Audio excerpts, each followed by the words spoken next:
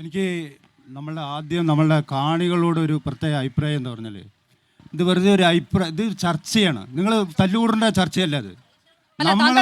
നമ്മുടെ പ്രതിനിധികളോട് എന്താണ് താങ്കൾക്ക് ചോദിക്കാനുള്ളത്? ഏതെങ്കിലും പാർട്ടി പ്രതിനിധികളോട് ചോദിക്കാനുണ്ടോ? ആയിക്കോട്ടെ, നമ്മൾ തമ്മിൽ സമാധാന ചർച്ചകളായിരിക്കണം. ശരി, താങ്കൾ ചോദ്യമുണ്ടോ? ചോദ്യം എനിക്ക് ഒന്നേ പറയാനുള്ളൂ. കൃഷ്ണദാസ്ജിയോട് പറയാനുള്ളത് എന്താ പറഞ്ഞാൽ, ഈ സെൻട്രൽ ലീഡർഷിപ്പിനെ കണ്ടിട്ടാണ് കേരളത്തിലെ BJPക്കാർ മുഴുവൻ വോട്ട് ചെയ്യുന്നത്.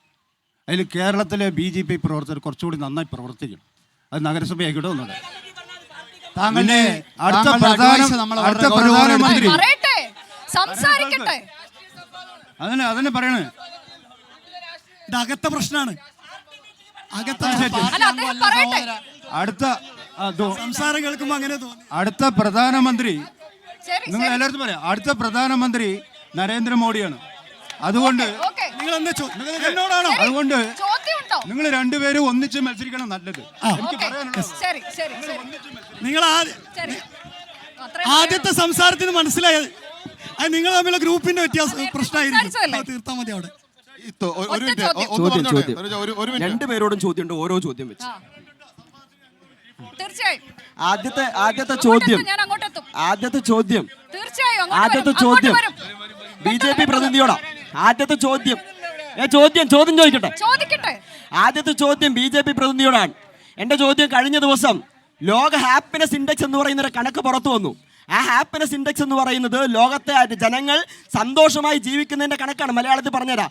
ആ കണക്കിൽ ഇന്ത്യയുടെ സ്ഥാനം 126ആണ്. നിങ്ങൾ എതിർക്കുന്ന പാകിസ്ഥാന്റെ സ്ഥാനം 108ആണ്. എന്ന് വെച്ചാൽ ഇന്ത്യയിലെ ജനങ്ങൾക്ക് സമാധാനത്തോടെ ജീവിക്കാൻ കഴിയുന്നില്ല സർ മോദി വന്നപ്പോ. ഒന്ന് രണ്ട് ചോദ്യം ചോദിക്കട്ടെ. LDF പ്രതിനിധിയോട് അടുത്ത ചോദ്യം ഇവിടെ. അടുത്ത ചോദ്യം ചോദിക്കട്ടെ. അടുത്ത ചോദ്യം LDFന്റെ പ്രതിനിധിയോടാണ്. നോക്കൂ, ഇവര് BJP എതിർക്കുന്നതിന് വേണ്ടി മത്സരിക്കുന്നു നിങ്ങൾ പറയുന്നു. കർണാടകയിൽ BJP ഇപ്പൊ LDFന്റെ കേരളത്തിലെ ഘടകകക്ഷിയായിട്ടുള്ള കൃഷ്ണൻകുട്ടിയുടെ ഫോട്ടോ വെച്ച് സതീഷ് ഞാൻ പറഞ്ഞോട്ടെ.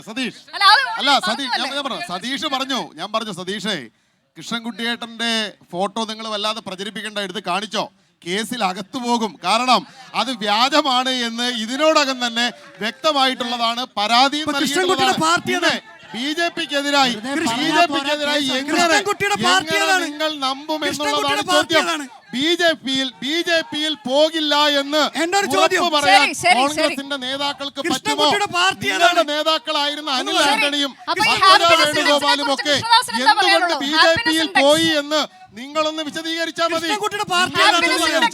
എന്ത് കാരണം കൊണ്ടാണ്? ആര് നടത്തിയ സർവേയാണെന്ന് ആരെങ്കിലും ഇത് കോൺഗ്രസ് നടത്തിയ സർവേ ആയിരിക്കും. ഹാപ്പിനെസ് ഇൻഡെക്സ് ഇന്ന് 80 കോടി ജനങ്ങൾക്ക് സൗജന്യ ഭക്ഷ്യധാന്യങ്ങൾ കൊടുക്കുന്ന സർക്കാരാണ്. 80 കോടി ജനങ്ങൾക്ക്. ഈ പറയുന്ന ആളുകളെല്ലാം ലോക പട്ടിണി സൂചികയിൽ 121 സ്ഥാനം. 80 കോടി ജനങ്ങൾക്ക് സൗജന്യ റേഷൻ വാങ്ങിക്കൂ ചേട്ടാ. സൗജന്യ റേഷൻ വാങ്ങിക്കൂ, സമ്മാൻ നിധി വാങ്ങിക്കൂ, പ്രധാനമന്ത്രി ആവാസ് യോജന വാങ്ങിക്കൂ.